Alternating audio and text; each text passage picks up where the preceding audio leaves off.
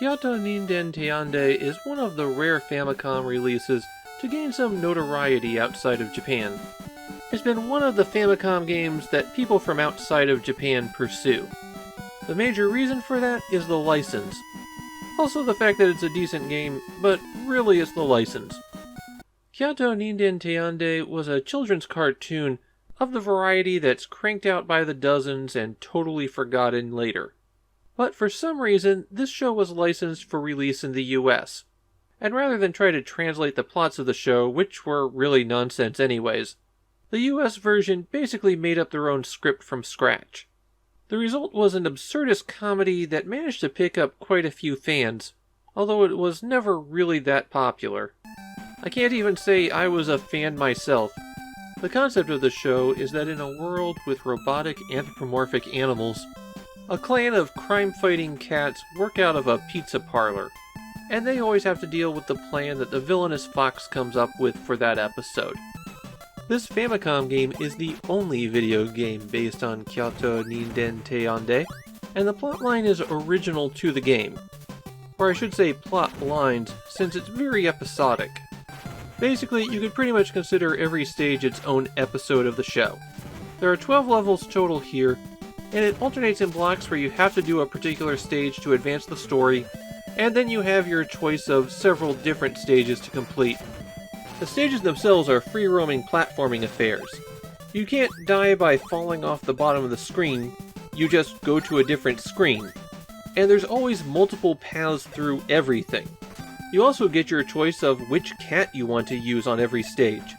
For most purposes, they're pretty similar. The B button attacks, the A button jumps, and all of their attacks have the same range and do the same damage. Though I did notice with Pururun, the pink cat, that you can turn around during her scratch attacks and hit enemies on both sides of you. The white cat is Yatsutaro, the leader of the group whose primary weapon is a sword. And the blue cat is Skashi, who fights with an umbrella. If you double tap in a direction, you'll run that way, and I found it very easy to accidentally trigger this. Holding down up and hitting B will do a special attack. Those abilities cost a bit of your ninja magic. Yeah, apparently they're ninja rather than samurai. At the default level, this special attack just throws a dart straight out. And that's true for everyone. But collecting one of these symbols will cycle the special attack through a few power levels. And at level 2, everyone's attack has a slightly different pattern. The level 3 attack also has a focus area, but it tends to be screen clearing when it's used against normal enemies. As the abilities increase in power, the cost to use them also increases. And if you're at level 3, the maximum level, and collect another ability symbol, then it goes back to level 1. The trio of Yatsutaru, Skashi, and Pururun aren't the only cats that you can choose from. During the stage, you can press start and switch them out for one of 4 helper cats that have special abilities. The helper cats also have their own special attacks that level up, but in general, their attacks are weaker than the main cats. While these cats are out, the health bar drains away, and if it runs out, you have to switch back to the cat that you chose for the stage. The health bar regenerates on its own over time, or you can collect the bell to refill it to full. Goton is the cat that looks a bit orange. He can dig through soft soil that you'll encounter, drilling up, around, and through it. Goton is the black cat with the heavy weapons, and his special ability is smashing the rocks that sometimes get in your way.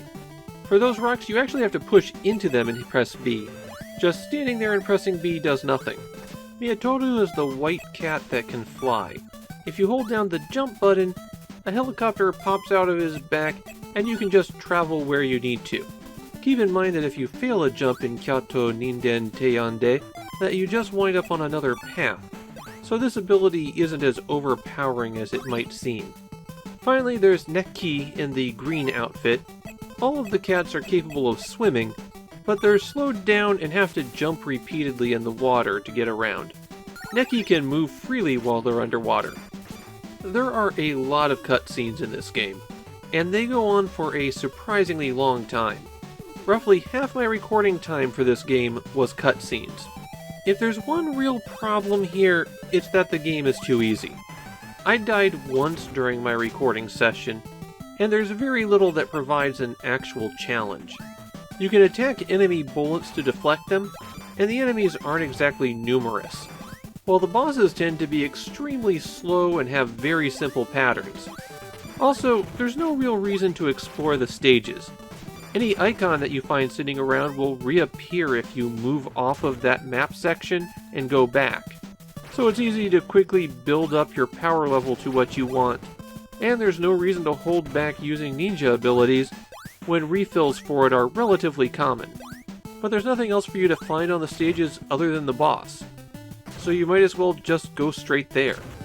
The game Kyatto Ninden te yan de is pretty well regarded in Japan, and that's reflected in the prices that you would pay for a cartridge.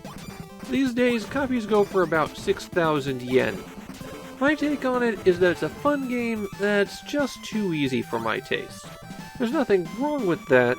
Sometimes you want to chill with a game that has no pressure at all. But my tastes require a little bit more challenge than what this provides. Still, there's a lot to like here,